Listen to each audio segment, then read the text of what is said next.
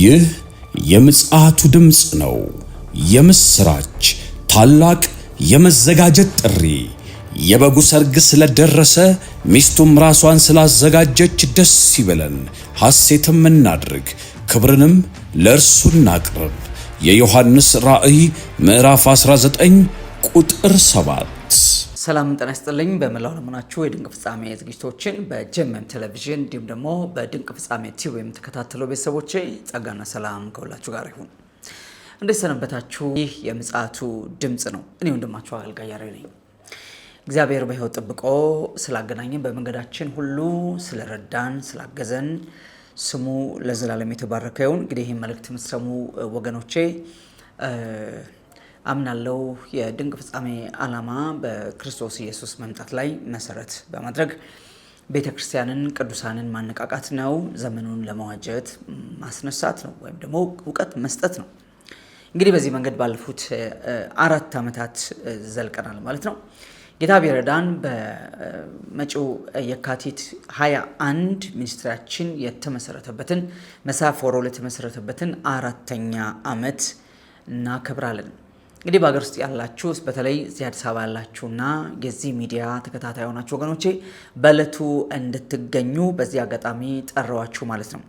እንግዲህ ባለፉት ጊዜያት እግዚአብሔር እንደረዳ መጠን ተከታታይ በድንቅ ፍጻሜ መጽሐፍ ላይ ያሉ የዳግም ምጽአት ትምህርቶችን ለማስጨበጥ ተሞክሯል። ከዛም በኋላ ያንን ተከትሎ የሚነሱ ጥያቄዎችን በተደጋጋሚ በጣም በሰፊው ለማብራራት ተሞክሯል።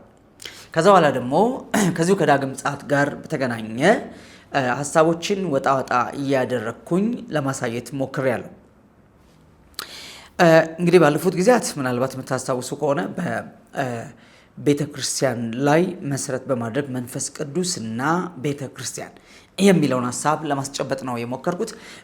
እንግዲህ መንፈስ ቅዱስና ቤተ ክርስቲያን የሚለያዩ አይደሉም።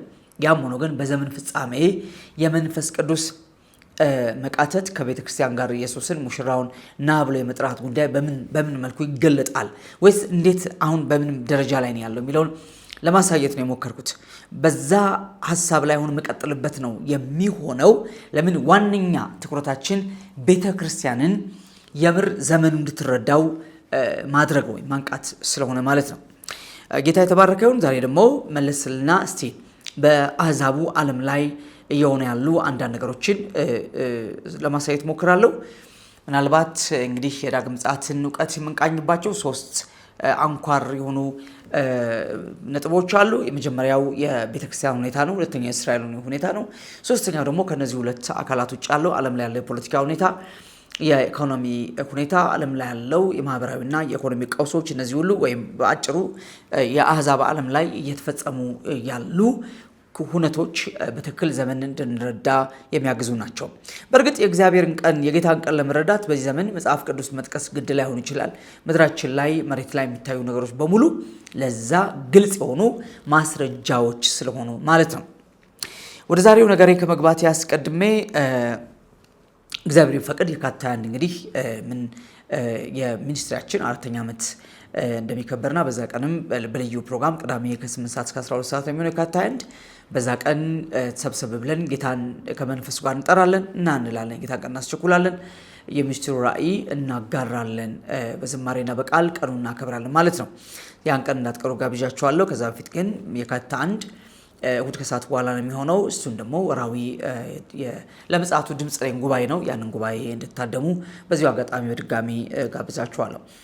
ሌላው በመገናኛ ባለው የጸሎት ስፍራ ላይ ከኛ ጋራ የእግዚአብሔርን መንግስት ማገልገል የጌታን ቀን በመጠባበቅ ለመዘጋጀት የምትፈልጉ ወገኖች ኮንታክት እንድታደርጉን ስክሪን ላይ በሚገኘው ስልክ ደውላችሁ እንታገኙንና ከኛ ጋር አብራችሁ የእግዚአብሔር መንግስት እንድትሰሩና ጨካኝ ትውልድ ሆናችሁ እንድትነሱ በጌታ ፍቅር አሳስባችኋለሁ። ሌላው ቅዳሜ ከጠዋት 3 ሰዓት ጀምሮ እስከ 6 ሰዓት ድረስ የጎዳና ላይ የወንጌል ስርጭት አለን። ስለዚህ አሁንም እንደዚሁ ደውሉልን። ከኛ ጋራ የወንጌል ስርጭት መውጣት ወይ መስራት የምትፈልጉ ወገኖች እንቀበላችኋለን። ከመገናኛ ተነስተን ወደ ምንሄድበት አቅጣጫ እንሄዳለን ማለት ነው። ቀድማችሁ ታሳውቁን።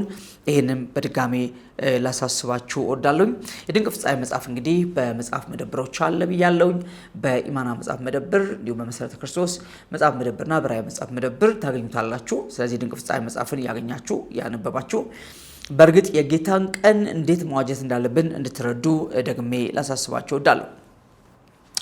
መልካም እንግዲህ ዛሬ ምናልባት በሁለት ዋና ነገሮች ላይ አተኩሬ ነው የምናገረው። የመጀመሪያው የአሜሪካና የኢራን ፍጥጫ በጣም በከፍተኛ ደረጃ ኑሮ ነው ያለው። እሱም በተመለከተ አንዳንድ መረጃዎች አካፍላችኋለሁ። ሌላው ባለፈው ሐሙስ በዳቮስ በነበረው የዓለም የኢኮኖሚ ፎረም ላይ የነበሩ አንዳንድ ክስተቶች አሉ። በተለይ በዶናልድ ትራምፕ የተፈረመው ቦርድ ኦፍ ፒስ የሚል አዲስ ቻርተር ተፈርሟል እና ያንም ተከትሎ ቀጥታ የዶናልድ ትራምፕ ሴት ልጅ ባል የሆነው ያሬድ ኩሽነር በዛው የዓለም የኢኮኖሚ ፎረም ላይ ያቀረበው አዲስ የጋዛ ግንባታ ፕላን አለ። ጋዛ መልሶ ከመገንባት ከሚለው በጣም የዘለልና የተሻገረ ወደ 25 ቢሊዮን የሚጠጋ በጀት የተያዘለት አዲስ ፕላን አቅርቧል። እሱን በተመለከተ አንዳንድ ነገር ነገራችሁና ፋይናሊ የዩሮፒያን ኮሚሽን ፕሬዚዳንት የሆነችው ኡርሱላ ቮንደር ሌየን እሷ የተናገረቻቸው በጣም አስገራሚ ነገሮች አሉ። እነሱን ዛው ዳቮስ በነበረው የዓለም ኢኮኖሚ ፎረም ላይ ማለት ነው። እሱን ምንድነው ያ ነገር ወዴት የሚሄድ አቅጣጫውም ዝንባሌ ያለው የሚለው ነገር እነዚህ ነገሮችን እንመለከታለን ማለት ነው። እንግዲህ እንዳትረሱ ምንመላለሰው በቤተክርስቲያን ላይ በእስራኤል ላይ እንዲሁም ደግሞ በአህዛቡ ዓለም የፖለቲካ የኢኮኖሚ የማህበራዊ እና የጤና የተለያዩ ቀውሶች ላይ በዚህ ዘመን የሄዱ ያሉ ነገሮችን ነው የምናየው። ይህንም ከዘመን ፍጻሜ አንጻር ነው የምንቃኘው። ለምን ዘመኑ የመጨረሻው ዘመን ከመሆኑ አንጻር በትክክል እነዚህ ነገሮች ማጤን ወይም መረዳት ዘመንን ለመዋጀት በጣም ጠቃሚ ስለሆነ ማለት ነው። በቀድሞ ዘመን እግዚአብሔር ለሕዝቡ ለእስራኤል በነቢያት በኩል ይናገር ነበረ። አሁን ደግሞ እግዚአብሔር በመጽሐፍ ከመንገሩ በመንፈሱ ከመግለጡ ባሻገር ፕራክቲካሊ በጣም ብዙ ፕሮፌሲዎች ትንቢቶች በምድራችን ላይ ወክ እያደረጉ ነው ያሉት። በጣም ብዙ ትንቢቶች ስጋ ለብሰው እየተመላለሱ ነው ያሉት። የእስራኤል ነቢያት ሲናገሩ የነበረው የዘመን ፍጻሜ ትንቢቶች በሙሉ በምድራችን ላይ በመከሰት ላይ ነው ያሉት። በዘመናቸው ያልተከሰቱ ወይም ደግሞ ምናልባት ቤተክርስቲያን በመጣችባቸው ባለፉት 2000 ዓመታት ያልታዩ ያልተፈጸሙ በጣም አስገራሚና አስደናቂ የሆኑ የዘመን ፍጻሜ ክስተቶች ምድራችን ላይ በጣም በሚያስገርም ሁኔታ እየታዩ ነው ያሉት ማለት ነው። እንግዲህ ዓለም በጣም በሚያስገርም ኬዎስ ውስጥ ነው ወይም ቀውስ ውስጥ ነው ያለችው እና ይህን ነገር በቸልታ ኖርማል አርጎ ማየት ራሱ አብኖርማሊቲ ነው፣ ጤናማነት ነው ብዬ አላስብም። ምናልባት እንግዲህ በዚህ አጋጣሚ ዓለማችን ወደ ተሻለ ሰላም ትገባለች። ዓለም በጣም ወደ ተሻለ ፕሮስፐሪቲ ነው የምትገባው። በጣም አስደሳች ጊዜ ከፊት ለፊታችን አለ። ቤተክርስቲያንም ከዚህ በኋላ በቀረው ዘመን ቪክተሪስ ትሆናለች፣ በጣም አሸናፊ ትሆናለች፣ ዓለምን ተወርሳለች፣ ዓለምን ጠቅልላለች። በጣም የሚገርመኝ ነገር ምድር ላይ የሚሆነውን ዓለም ላይ የሚሆነውን በእያንዳንዳችን ቤት ላይ የሚሆነውን ነገር እንኳን ለማስተዋል እድል ማጣትና እድል ማሳጣት እና አይን እንደዚህ መጋረድ ማለት ነው ወገኖቼ። እንዲህ ያሉ አስተምሮዎች ናቸው እንግዲህ ትውልድ ወደ እግዚአብሔር ክብር ከፍ እንዳይል፣ ትውልድ የሚመጣውን ታላቅ ክብር መገለጥ እንዳይጠባበቅ፣ ይልቁንም ከዘመኑ ጋራ ከጊዜው ጋር ራሱን አስማምቶ መኖር እንዲችልና በዚህ ዓለም ላይ ብቻ ተጣብቆ ተሰፍቶ ነዋሪ እንዲሆን የሚያደርጉት እንዲህ አይነቶቹ ፖስት ሚሊኒያሊዝም አይነት ቲንኪንጎች ናቸው። እንግዲህ በመላው ዓለም ላይ ያሉ አስተሳሰቦች ናቸው። መጽሐፍ ቅዱስ መጻፈበት ዘመን ጴጥሮስ ተናግሮታል። የታለ ዓለም ከተፈጠረ ጀምሮ እንዲሁ ይቀጥላል የሚሉ ዘባቾች ይነሳሉ። ማለት የዛሬ 2000 ዓመት ዘባቾች እንደነበሩ እንደ ትንቢት መንፈስም ደግሞ ገና ወደፊት ሁሉም ባለበት ይቀጥላል፣ ምንም የተፈጠረ ነገር የለም፣ ሰላም ነው የሚሉ ዘባቾች እንደሚነሱ ጴጥሮስ ተናግሮ ነበረ። ስለዚህ አሁን ደግሞ ያ ነገር በጣም የተስፋፋ እና በጣም ትውልድ እያዘናጋ ቤተክርስቲያንም ስለ ክርስቶስ መምጣት የሚናገሩ አገልጋዮች ላይ መታፌዝና መታላግጥ ከሆነች በጣም አደገኛ ነገር ነው። ሁሉም ሊሆንም አይችልም። ነገር ግን በትክክል የፍጻሜ ዘመን አገልጋዮችን እንደ አገልጋይ መቁጠር የሚያቅታቸው፣ የፍጻሜ ዘመንን እውቀትን እንደ እውቀት መቁጠር የሚያቅታቸው፣ የዘመን ፍጻሜን መገለጥን ወይም ደግሞ የትንቢትን ፍጻሜ በፍጹም መስማትና ማየት የማይፈልጉ ገና ቪክተሪስ 2000 ዓመት ቪክተሪስ ያልሆነች ቤተክርስቲያን ከ2000 ዓመት በኋላ አሁን ነገሮች እንደዚህ ድብልቅልቅና ግልብጥብጥ ባሉበት ዘመን ቪክተሪስ ትሆናለች ያለው መጠባበቅ ማለት ምን ማለት ሊሆን እንደሚችል አላውቅም። ሲቀጥል የቤተክርስቲያን ቪክተሪስነት ወይም አሸናፊነት የሚገለጠው ወይም መገለጫው በጣም ሀብት በመሰብሰበው አይደለም። በጣም ቴክኖሎጂ በመጠቀሙ አይደለም። በጣም ዝነኛ አገልጋዮች ስለወጡም አይደለም። ወይም በጣም ዘመናዊ የሆኑ ህንፃዎችን ስለገነባችም አይደለም። ወይም በጣም ብዙ ህዝብ ውስጧ ስለተከማችም ላይሆን ይችላል። ቤተሰቦቼ ቤተክርስቲያን ሁል ጊዜ ታርጌቱ አንድ ነው። ክርስቶስ ኢየሱስ ደሙን ያፈሰሰላቸው ሰው የተባለው ፍጥረት መዳኑ ነው። ሁል ጊዜ ቤተክርስቲያን ቢዝነስ ነፍሳት ናቸው። የነፍሳት መዳን ነው ትርፏ። የሰው ልጅ የጠፋውን ሊያድን መጥቷል እንዳለ ጌታ ሁል ጊዜ ይሄን ተልኮ ቤተክርስቲያን ተከትላ ትኖራለች። ወደ ጠፉት ህዝቦች ነው የተላኩት። ወደ ምድር ዳር ነው የተላኩት። ምንም ወርቅ ፍለጋ አይደለም የተላኩት። ነዳጅ ፍለጋ አይደለም የተላኩት። ዳይመንድ ፍለጋ አይደለም የተላኩት። ሐዋርያት የተላኩት መንፈስ ቅዱስም አሁን ሰዎች የሚልከው የሚያስነሳው ነፍሳትን ፍለጋ ነው እንጂ በጣም ሪች የሆነች ቢሊዮነር ቤተክርስቲያን አትጠበቅም። ብልጽግናዋ የነፍሳት ብልጽግና ነው። በእግዚአብሔር ጸጋ የተሞሉ ለእግዚአብሔር መንግስት የተዘጋጁ የበረቱና የጨከኑ ብርቶችና ኃያላን የሆኑ ሪሊ መንፈሳዊ ነገራቸው ዓለምን የሚያስቀና የቅድስና ኃይላቸው ተጽዕኖ የሚፈጥር አማኞች መፈጠራቸው ነው የቤተክርስቲያን ማሸነፏ ድሏ እንጂ ወርቅም ብርም አይደለም። ሆኖም አያውቅም።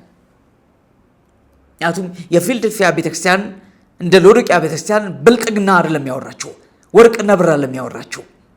በሳት ስለነጠረው ወርቅ አይደለም የምታወራው። በሳት በነጠረው ወርቅ በተፈተነው ወርቅ መንቆጥቆጧን አይደለም የምታወራው። የፊልድልፊያ ቤተክርስቲያን የምትናገረው ስሙና ቃሉን ነው። ስሜን አልካድክም ቃሌንም ጠብቃል የተባለው ሰው የቤተክርስቲያን ብልጥግናዋ ነው፣ ሀብቷ ነው፣ ትሬዠሯ ነው። ማንም ሊቀማት የማይችሉ ዓለም ሊወዳደር። ለምሳሌ ቤተክርስቲያን ብር ቢኖራት ከሷ የተሻለ ብር አሕዛብ አላቸው። ቴክኖሎጂ ቢኖራት ከሷ የተሻለ ማያምኑ ሰዎች ቴክኖሎጂ አላቸው። በዚያ አትወዳደርም። የማትወዳደረው በስፍራዋ ነው። የማትሸነፈው በስፍራዋ ላይ ነው፣ በመጠበቂያዋ ላይ ነው። እሱ መንፈሳዊ ነው፣ ሰማያዊ ነው፣ ዘላለማዊ ነው፣ የጸጋ ነው። እሱ ነው ቤተክርስቲያን አሸናፊ የሚያደርጋት እንጂ የዚህ ዓለም ቴክኖሎጂ ወርቅና ብር ቤተክርስቲያን አሸናፊ ሊያደርጋት አይችልም፣ አልቻልምም፣ አይችልም። ስለዚህ እንግዲህ የአገልግሎት ስኬት የሚለካው በምን እንደሆነ ግራ እስኪገባን ድረስ ሰዎች በጣም ቁሳዊ ነገርን የአገልግሎት ስኬት አድርገው እየቆጠሩ እንዳሉ የታወቀ ነው። በቃ ተሳክቶልኛል ብለው የሚሉበት ደረጃ ምናልባት ቤትና መኪና ማግኘታቸው ከሆነ በጣም አሳፋሪ ነገር ነው ለቤተክርስቲያን የሚሆነው። ድሏ ይሄ አይደለም። ቪክተርስ ቸርች ማለት በጣም ወርቅና ብር የሞላባቸው ሰዎች መፈጠራቸው አይደለም። እንደሱ እኮ ነገቶ መርካቶ መነገድ በጣም ቀላሉ መንገድ ነበር። ምክንያቱም እዛ የሚነግዱ ሰዎች በቀላሉ ሲሰሩ ገንዘብ እንደሚያገኙ ያውቃሉ። ለገንዘብ ነው የሚሰሩት፣ በትክክል ገንዘብ ያገኛሉ። በቃ ፕሮስፐር ለማድረግ መነገድ ነው። ቤተክርስቲያን ውስጥ ያለው ንግድ ግን ስፒሪቹዋል ነው፣ መንፈሳዊ ነው፣ ነፍሳት ተኮር ነው፣ ኢየሱስ ተኮር ነው፣ ሰው ተኮር አይደለም። ይሄ ያው መጨረሻው ዘመን ላይ እንደ ተረት ሊታይ ይችላል። ስለዚህ የፍጻሜ ዘመን አቀንቃኞች፣ ስለ ፍጻሜ ዘመን የሚያስተምሩ ሰዎች ኢየሱስ እንደገና ስሙ እንዲከበር ክብር ለእርሱ ብቻ እንዲሆን ይሟገታሉ። ክርስቲያኖች አማኞች ሰማያዊ ተስፋቸውን እንዳይጥሉ፣ ከመጠበቂያቸው ዞር እንዳይሉ፣ ቅድስናቸው እንዳይጎድፍ ይጥራሉ፣ ይታገላሉ። በወንጌል ነፍሳትን ለመናጠቅ ዋጋ ይከፍላሉ፣ ከሀገር ሀገር ይዞራሉ። የትኛውን መከራ ስለ ክርስቶስ ኢየሱስ ስም በደስታ የሚቀበል ምእመን ይፈጥራሉ። ስለ ላግዠሪ፣ ስለ ቅንጦት ቤት፣ ስለ ቅንጦት ህይወት አይደለም የሚያወሩት ወገኖቼ፣ አይደለም። ድሪማቸው አይደለም። በጌታ በኢየሱስ ፊት ቀርበው ስለሚቀበሉት ምስጋናና ክብር፣ ሽልማትና ሹመት እሱ ያሳስባቸው ይሆናል እንጂ ምድራዊ ነገር አያሳስባቸው። ምክንያቱም ማንም ሰው እስከ ሰራ ድረስ ሊያገኝ ይችላል። ይሄ በዓለም ላይ የታወቀ ነገር ነው። ማንም የዘራውን ስለሚያጭድ ማለት ነው። የማዘርና የመዝራትና የማጨድ ሁሉ ጊዜ የሚሰራ ስለሆነ እና በዚህ መንገድ መጠበቂያችንን ከሳትን ፉርጎ እንደሳተ ባቡር ያላቅጣጫችን መጨረሻችን መገልበጥ ነው የሚሆነውና እንደዚህ እንዳይሆን ጥንቃቄ ያስፈልጋል። ሄዶ ከዓለም ጋር የሚወዳደር በጫማና በልብስ የሚወዳደር ትውልድ ከፈጠርን አደጋ ውስጥ ገብተናል። የኛ ልዩነት ሌላ ነው። አንተ ከኛ ጋር ካልወጣ ነው ያለ ሙሴ እንኳን አንተ ከኛ ጋር ካልወጣ ከዚህ ሁሉ የምድር አህዛብ ልዩ መሆናችን በምን ይታወቃል ነው ያለው። የእግዚአብሔር ሞገስ ያለው ህዝብ ነው መፈጠር ያለበት። የእግዚአብሔር ክብር ያለው ህዝብ ነው መፈጠር ያለበት። በጸጋ ኃይል የሚወጣና የሚገባ ትውልድ ነው መፈጠር ያለበት። ወገኖቼ ካልጨከንን የሚሆን ነገር የለም። የጨካኞች መንግስት ነው የምንናጠቀው መንግስት ነው የገባንበት መንግስት ይሄ ነው። መልካም እንግዲህ ወደ ዛሬው አጀንዳ ስመለስ በአሜሪካና በኢራን መካከል ተፈጥሮ የነበረው ከዚህ በፊት ተፈጥሮ የነበረው በጣም ከፍተኛ የሆነ ሰጣ ገባ በጣም ተባብሶ በከፍተኛ ደረጃ ተባብሶ ቀጥሎ ነው ያለው። በአሜሪካና በኢራን መካከል ያለው ከፍተኛ የሆነ ምናልባት በቅርብ ጊዜ ውስጥ ሊፈጠር የሚችል ግጭት አሰፍስፎ ነው ያለው። ይህ የዓለምን ትኩረት ሁሉ የያዘ የወቅቱ አንገብጋቢ ጉዳይ ሆኖ ነው ያለው። እንግዲህ ኢራን ዘመን ጠብቃ ጊዜ ጠብቃ ትንቢት ጠብቃ የተነሳች ሀገር መሆኗን ደጋግመን ነግረናቸዋል። ከዛም በላይ ኢራን በፍጹም የኒውክሌር ባለቤት ካልሆንኩኝ አሉልም አላድርም በሚል አቋም ባለፈው የአሜሪካ መንግስት በኢራን ላይ በጣም ከፍተኛ የሆነ የኢራን የኒውክሌር ማብለያዎች ላይ ከፍተኛ ጥቃት ማድረሱን እናውቃለን። ነገር ግን ከዛ በኋላ እነዛ ሳይቶች ቢወድሙም እንኳን ሌሎች ሳይቶችን በማዘጋጀት እንደገና የኒውክሌር እንቅስቃሴዋን ኢራን ጀምራ ነው ያለችው ማለት ነው። እንግዲህ ተከትሎ ዶናልድ ትራምፕ በኢራን ሁለት ነገር አንፈልግም። አንደኛ በኢራን ውስጥ የተነሳ ተቃውሞ አለ፣ ህዝባዊ ተቃውሞ አለ። ህዝባዊ ተቃውሞ አሁን ያለው መንግስት አንፈልግም ብቻ አይደለም። አሁን ያለው መንግስት የኢራን ህዝብ ለድህነት አጋልጦታል ነው። ኢራን በታሪኳ ወይም ኢራናውያን በታሪካቸው አይተው የማያውቁት ድህነት ውስጥ ገብተዋል። 1 ኪሎ ድንች ወይም ስኳር ለመግዛት የማይችሉበት ደረጃ ላይ ደርሰዋል። ምናልባት ስጋ መብላት ቅንጦት ሊሆን ይችላል። በጣም በከፍተኛ ደረጃ የኢኮኖሚ ግሽበት እዛ ሀገር ላይ ተከስቷል። የዚህ ደግሞ ዋነኛ ምክንያት የሚሆነው አሁን ያለው የኢራን አስተዳደር ሙሉ በሙሉ በጀቱን ለጦር መሳሪያ በማዋሉ ምክንያት ነው። ይሄ የታወቀ ነገር ነው።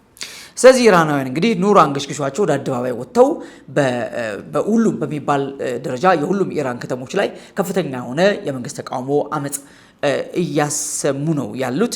ያም ሆኖ አሁን ያለው የኢራን አስተዳደር ይህንን ነገር ማስቆም የፈለገው የህዝቡን ጥያቄ በመመለስ ሳይሆን ኢራናውያን በመግደል ነው። ምናልባት ከ30 ሺህ የማያንሱ ሰዎች መገደላቸው በመዘገብ ላይ ነው የሚገኘው። ይህ ማለት የኢራን መንግስት በቀጥታ ምንም አይነት ተቃውሞ አልፈልግም አርፋችሁ ቁጭ በለው ወደሚል የኃይል አገዛዝ ወይም በጣም ዲክታተር ወደሚባል አምባገነናዊ አስተዳደርነት ተሸጋግሯል ማለት ነው። ስለዚህ ከኔ ውጪ ኢራንን ሊያስተዳድራት የሚችል የለው ወይም ደግሞ የኢራንን ሉዓላዊነት ማስጠበቅ የሚችል ሌላ ኃይል ሊመጣ አይችልም ወደሚል ያለቀና የተቆረጠ አምባገነናዊ አስተሳሰብ ሄዶ ነው ያለው ማለት ነው። ለምሳሌ በጋዛ ያለው ሐማስ ጋዛን ያለ ሐማስ እንዳታስቡት የሚል ተደጋጋሚ ምላሽ መስጠቱ ይታወቃል። እስካሁን ድረስም በጋዛ የሚንቀሳቀሰው ኃይል ሐማስ መሆኑ ይታወቃል። እስካሁን ድረስ እንኳን ትጥቅ እንዳልፈታ ይታወቃል። ከዚህ ሁሉ ውድመት ከዚህ ሁሉ ጥፋት በኋላ ከ70 ሺህ በላይ ሰው በጋዛ ተገሏል እየተባለ በፍጹም የሐማስ ትጥቅ መፍታት ህልም ሆኖ ነው ያለው ማለት ነው። ልክ እንደዛ ሁሉ እንግዲህ በኢራንም ያለው አስተዳደር እኔ ለእናንተ ነው የኖርኩት፣ ለእናንተ ነው የቆምኩት፣ ስለዚህ የኢራን ህዝብ እኔን ካልፈለገኝ ብለው ከስልጣን የሚወርድ አይነት አይደለም። አርፋችሁ ቁጭ በሉ። እኔ አሁን ተቃውሟን የምፈልገው የኢራን ጠላቶች ዶጋመድ ማድረግ ነው። ስለዚህ የኒውክሌር ባለቤት ለውን ጫፍ ላይ ደርሻለሁ አትረቡሽም በሚል ከፍተኛውን ጥቃት በዜጎቹ ላይ በማድረስ ላይ የሚገኘውና የአሜሪካው ፕሬዝዳንት ሁለት ነገር ነው ከኢራን የምንፈልገው። አንደኛ ኢራን በፍጹም በምንም አይነት ሁኔታ የኒውክሌር ባለቤት ኢራን ልትሆን አትችልም የሚል ጽኑ አቋም ተይዞ ነው ያለው። ሁለተኛ ደግሞ በሰላማዊ መንገድ አሁን ያለውን አገዛዝ የሚቃወሙ ዜጎች መገደል የለባቸውም፣ ግድያቸው በአስቸኳይ እንዲቆም በሚል ባለፈው ማስተማመኛ የኢራን መንግስት ለመስጠት ሞክረው ነበር። አሁን ግን እንደገና ግድያው ስለቀጠለ የአሜሪካው ፕሬዝዳንት እነዚህ ሁለት ነገሮች ከኢራን መንግስት እንፈልጋለን ያሉት ማለት ነው። እንግዲህ ኢራን እነዚህ ነገሮች እንድትመልስላቸው የአሜሪካው ፕሬዚዳንት ዶናልድ ትራምፕ 48 ሰዓት ጊዜ ገደብ ሰጥተው ነው ያሉት። ያ ኦልሬዲ አንደኛው ቀን አልቆ ሌላው ቀን እየተጠበቀ ነው ያለው። ቀጥሎ አሜሪካ ወደ ምን አይነት እርምጃ ትገባለች የሚል ከባድ ስጋት ነው ያለው። ያም ቢሆን የኢራን መንግስት በፍጹም በአሜሪካው ፕሬዚዳንት በዶናልድ ትራምፕ እንቅስቃሴ ምንም አይነት ፍርሃትና ድንጋጤ የታየበት አይመስልም። ይህ ማለት የአሜሪካ የጦር መርከቦች ኦልሬዲ ኢራንን ከበው ነው ያሉት። ከየትኛውም አቅጣጫ ወደ ኢራን ሊተኮስ የሚችልበት ሁኔታ ነው ያለው። አሜሪካ የጦር መርከቦቿን በሙሉ አስጠግታ ነው ያለችው በኢራን ላይ። ነገር ግን የኢራን መንግስት ፈጽሞ አሜሪካ ኢራን ላይ አንድ ነገር አደርጋለሁ ብትል በመካከለኛው ምስራቅ የሚገኙ የትኛውንም የአሜሪካን የጦር ቤዞች በሙሉ እንደበድባለን የሚል ያሉት፣ ወይም ደግሞ ምናልባት አሁን እንተላለቃለን ወደሚል ነገር እየመጡ ናቸው። ይህ ማለት እንግዲህ ኢራን ኦልሬዲ የኒውክሌር ባለቤት ሆኛለሁ ምትል ይመስላል። ምናልባት በቅርቡም በኢራን የተከሰተ አንድ የመሬት መንቀጥቀጥ አለ። ያም ራሱ የተሰጠው ትርጉም ምንድን ነው? ኢራናውያን ምናልባት ኒውክሌሩን ጨርሰው የመጨረሻ ሙከራ አድርገው ሊሆን ይችላል። ስለዚህ ኢራን ኦልሬዲ ራሷን መከላከል የምትችልበት ኒውክሌር ፓወር ባለቤት ሆናለች የሚል አንድምታ የተሰጠው ይገኛል ማለት ነው። ከዚህ አንጻር እንግዲህ ምናልባት አሁን አሜሪካ ኢራን መደብደብ ጀምር የኢራን አጸፋ ምን ሊሆን ይችላል? ቀጥሎ ደግሞ ምናልባት እነ ራሻ እነ ቻይና እዚህ ጦርነት ቢገቡ ምናልባት ዶናልድ ትራምፕ ከምርጫው ዘመን ጀምሮ ሶስተኛው የዓለም ጦርነት በደጅ ነው ብለው ደጋግሞ ተናግረው ነበርና ያ ነገር እንዳይከሰት ዓለም ላይ በጣም ከፍተኛ ፍራቻ ነው ያለው ማለት ነው። እንግዲህ የአሜሪካው ፕሬዚዳንት ዶናልድ ትራምፕ ከኢራን ጋር ብቻ ሳይሆን በአሁኑ ሰዓት ግጭት ውስጥ እየገቡ ያሉት በአውሮፓ ህብረት ላይም እንደዚሁ ከፍተኛ የሆነ ጫና በማሳደር ላይ ነው የሚገኙት። ያም ደግሞ ግሪንላንድ የምትባለዋን የአርክቲክ ግዛት በዴንማርክ አስተዳደር ውስጥ ያለች ግዛት ለአሜሪካ የደህንነትና የኢኮኖሚ የበላይነት በጣም አስፈላጊ ስለሆነ ዴንማርክ መለቃ አሜሪካ አርክቲክ ላይ ያለችውን እቺን ግሪንላንድ ግዛት መቆጣጠር አለባት። በጣም ሰፊ ቆዳ ሽፋን ያላት ናት። በጣም ከፍተኛ የማዕድን ክምችት ያላት ናት። ስለዚህ እቺን ቦታ አሜሪካ መቆጣጠር አለባት በሚል አውሮፓውያን አንድ ሆኖ ጦራቸውን ወደ ግሪንላንድ እያዘመቱ በከፍተኛ ደረጃ ከዶናልድ ትራምፕ ጋር እንደዚሁ ሌላ ሰጣ ገባ ውስጥ ገብተዋል ማለት ነው። ይህም እንግዲህ አሜሪካና አውሮፓ ወዴት እየሄዱ ናቸው የሚለውን ነገር ነው የሚያሳየው። ምናልባት ዳቮስ ላይ በነበረው ሐሙስ ዕለት በነበረው የዓለም የኢኮኖሚክ ፎረም ላይ የአውሮፓ ኮሚሽን ፕሬዚዳንት የሆነችው ጀርመናዊቷ ኡርሱላ ቮንደር ሌየን በከፍተኛ ደረጃ ፉከራ በሚመስል አቀራረብ የአውሮፓ የኢንዲፔንደንት ታይም ወይም ደግሞ አውሮፓ ነፃ የምትሆንበት የማንም ጥገኛ በአጭር ቋንቋ የአሜሪካ ማለት ነው የአሜሪካ ጥገኛ የማትሆንበት የአሜሪካ ኢኮኖሚ ጥገኛ የአሜሪካ የኃይል ጥገኛ የአሜሪካ ቴክኖሎጂ ጥገኛ የማትሆንበት አውሮፓ ራሷን ችላ ለራሷ የምትዋጋበት ጊዜው አሁን ነው። በዚህም ፕሮአክቲቭ ነን እንጂ ሪአክቲቭ አይደለንም። አሁን ባለው ሁኔታ ተገፋፍተን አይደለም ይሄን ውሳኔ የምንወስነው። ይሄን ምርጫ የምንመርጠው ችግሮች ወደፊት ሊመጡ ይችላሉ በሚል ወደፊት ሊመጡ ያሉ ችግሮችን አስቀድመን በመመልከት ቅድመ ጥንቃቄ ለመውሰድ አውሮፓ ከዚህ በኋላ የማንኛውም ሀገር ጥገኛ ልትሆን አትችልም። ስለዚህ በኢኮኖሚ እንዲሁም ደግሞ በኢነርጂ እንዲሁም ደግሞ በከፍተኛ ደረጃ በቴክኖሎጂና በጦር መሳሪያ ጭምር አውሮፓ ነፃ መሆን አለባት የሚል ከፍተኛ ነገር ኡርሱላ ሲያሰሙ ነበር ማለት ነው። ይሄ ነገር እንግዲህ ምናልባት የአውሬው መነሻ የሆነችው አውሮፓ ያንን ሰው ያው የክርስቶስ ተቃዋሚ የሆነው ሰው ከአውሮፓ እንደሚነሳ ይታወቃል በትንቢተ ዳንኤል ምዕራፍ 9 መሰረት። ስለዚህ አውሮፓ ከአሜሪካ ስትገነጠልና ራሷን ችላ እንደ ራሻ አይነት ጠንቀኛ ጠላቷን በራስ ይከላከላል በስል ምን ተማምና ነው ወዴት እየሄድን ነው ብለን ስንል በእርግጠኛነት አውሮፓ በዚህ ልክ ኢንዲፔንደንሷን መታወጅ ከሆነ ከአሜሪካ ጥገኝነት የምትላቃ ከሆነ በእርግጠኛነት አሁን የሚጠበቀው አንድ ሰው ወደ መድረኩ ብቅ እያለ እየመጣ ያለ ይመስላል። እዚህ የአውሮፓ መተማመንና ከአሜሪካ ጥገኝነት ነፃ መውጣት አለብን። የራሳችን የሚሊተሪ የራሳችን የኃይል ቴክኖሎጂ የኤነርጂ ነፃነት መታወጅ አለበት የሚል ከፍተኛ ንግግር ኡርሱላ ሲያሰሙ ነበር ማለት ነው። እንግዲህ በዚሁ በዳቮስ የዓለም ኢኮኖሚ ፎረም ላይ ሌላው የዶናልድ ትራምፕ ሴት ልጅ ባል የሆነው ጃሬድ ኩሽነር የጋዛን ግንባታ በተመለከተ ጋዛን መልሶ መገንባት ሳይሆን በከፍተኛ ደረጃ ከ25 ቢሊዮን ዶላር በላይ በሚያስወጣ ወጪ እንደገና የመካከለኛው ምስራቅ ሪቪየራ ወይም ደግሞ በጣም ዘመናዊ መዝናኛ ቦታ ማድረግ የሚያስችል ከፍተኛ የሆነ በጀት የተመደበለት አዲስ ፕሮግራም ወይም ፕሮፖዛል እውን አድርጓል ማለት ነው። ማን? ጃሬድ ኩሽነር። እንግዲህ ጃሬድ ኩሽነር አሜሪካን ወክሎ ወደ ሳውዲና ወደ ተለያዩ ሀገሮች በቅርብ ራሻ ሄዶ ነበረ። ወደ ተለያዩ ሀገሮች የሚሄድና ዓለም ላይ ያለውን የአሜሪካ ምር የሆነውን የሰላም እንቅስቃሴ የሚመራው ይሄ ሰው ነው። ከዚህ የተነሳ እንግዲህ ይሄ ነገር እውን ይሆናል ወይ? በጣም ዘመናዊ ከተማ፣ በጣም ዘመናዊ የባቡር እንቅስቃሴ ያለባት፣ እጅግ በጣም የተራቀቁ ቴክኖሎጂ የተገጠመላት ስማርት ሲቲ ማን ለማድረግ ነው እንደሚያደርገው? ጋዛን ማለት ነው። ጋዛን መገንባት ሳይሆን የሚያስፈልገው የመካከለኛው ምስራቅ የመዝናኛ ዓለም በሙሉ የሚራኩትባት የመካከለኛው ምስራቅ ሪቪየራ እናደርጋታለን ብሎ ይሄንን በዛው በዳቮስ ላይ እንትን ብሏል ማለት ነው። ሌላው እዛው ዳቮስ ላይ የነበረው የዶናልድ ትራምፕ አዲስ ምናልባት የተባበሩት መንግስታትን የጸጥታ ምክር ቤት ሊተካ ይችላል ብለው ዶናልድ ትራምፕ የተናገሩለትን ቦርድ ኦፍ ፒስ የሚባል አዲስ አግሪመንት ለ62 የሀገር መሪዎች አቅርበው ተፈርሟል ማለት ነው። በ3 ዓመት ጊዜ ውስጥ ወደ $1 ቢሊዮን ቋሚ አባል ለመሆን የሚያስከፍል ነው። እዚህ ውስጥ ለመግባት ማለት ነው። ቦርድ ኦፍ ፒስ የሰላም ቦርድ ብለው አቋቁመዋል ማለት ነው። እንግዲህ ይሄ ቀጥታ ምናልባት በዓለም ላይ ያሉ የጦርነት ቀውሶችን እፈታለሁ ነው። ጋዛም ብቻ ሳይሆን ሌሎች ሀገሮችም ላይ ያሉ የጦርነት ነገሮችን መፍታት ይችላሉ የሚለው በዶናልድ ትራምፕ የሚመራና ለዶናልድ ትራምፕ ምናልባት ቬቶ ፓወር ሊሰጥ የሚችል የተባበሩት መንግስታት ድርጅትን የጸጥታ ምክር ቤቱን ሚና ሊጫወት የሚችል አዲስ ቻርተር አቅርበዋል ዶናልድ ትራምፕ ማለት ነው። እንግዲህ ይሄንን በከፍተኛ ደረጃ ተቀባይነት ያላገኘው በአውሮፓ ህብረት ነው። በአሁኑ ሰዓት በአውሮፓ ህብረትና በአሜሪካ መካከል ከፍተኛ የሆነ ቅሬታ ወይም ደግሞ አለመግባባት፣ የዓላማ ልዩነት ይሄን እንግዲህ ኡርሱላ አስተናገርም እንደተሰማው በትክክል አሜሪካ የምትባል ሀገር ከዚህ በኋላ በአውሮፓ ምንም ስፍራ የላትም የሚል አቋም የተያዘበት ነገር ነው ያለው። ዶናልድ ትራምፕም ወደ 60 የሚጠጉ ሀገሮች ይነጋ አቅርቧል። አብዛኞቹ የሩቅ ምስራቅና መካከለኛው ምስራቅ ሀገሮች ናቸው። በአውሮፓ ህብረት ውስጥ ግን ብዙ ተቀባይነት አላገኘም። አውሮፓ ከአሜሪካ ራሷን በጣም እየነጠለችና እያወጣች ነው። የመጣው ይምጣ በሚል መጪውን ጊዜ ለመጋፈጥ የተዘጋጀች ነው የሚመስለው ማለት ነው። እንግዲህ ዓለም በዚህ አይነት ቀውስ ውስጥ ነው ያለው። ሰላም እናስከብራለን የሚሉ እንደ ዶናልድ ትራምፕ አይነት ሰዎች መጥተዋል። ነገር ግን ዓለማችን በእነሱ ሰላም ልትሆን ትችላለች በማሰብ ከባድ ነው። የዓለማችን የሰላም ንጉስ ኢየሱስ ነው። ኢየሱስ ይመጣል። እሱ ይመጣ ብቻ አስተማኝና እውነተኛ ሰላም ዓለም ላይ ይረጋግጣል። እሱ ካልመጣ ግን ከዚህ በኋላ ዓለማችን እየባሰባት፣ ቁስሏ እያመረቀዘ እየባሰ ነው የሚሄደው። ወገኖች ንቁ! ኢየሱስ ሊመጣ በደጅን ያለው ዘመኑ ደርሷል። ያለነው ፍጻሜ ዘመን ላይ ነው።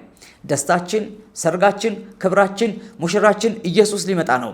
ለአማኞች ፍርሃትም ድንጋጤም አይደለም፣ ሐዘንም ጭንቀትም የለበትም። ታላቅ ደስታ ግን ከፊት ለፊታችን አለ። ታላቅ የበጉ ሰርግ አለ። ለዛ እንዘጋጅ። ጌታ ኢየሱስ ክርስቶስ ጌታ ነው። ኢየሱስ ክርስቶስ ይመጣል። ተባረኩ።